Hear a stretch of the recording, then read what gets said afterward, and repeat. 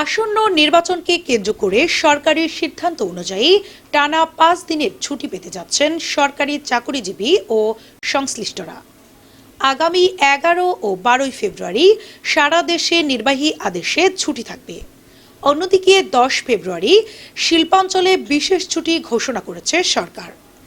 এছাড়া সাপ্তাহিক শুক্র ও শনিবার বন্ধ থাকবে। মূলত ভোট গ্রহণ, আইন শৃঙ্খলা রক্ষা এবং যাতায়াত নির্বিঘ্নে করতেই এই দীর্ঘ ছুটির পরিকল্পনা। সাধারণ মানুষের ভোটদান নিশ্চিত করতে এবং নির্বাচনকে সুষ্ঠুভাবে সম্পন্ন করতেই এই ঘোষণা। নির্বাচন উপলক্ষে টানা ৫ দিনের ছুটিতে যাচ্ছে দেশ। ভোটের উৎসব আর ছুটির আমেজ সব মিলিয়ে কেমন কাটবে আপনার এই অবসর? পলি রানী, ডেস্ক রিপোর্ট, নবরূপ টিভি।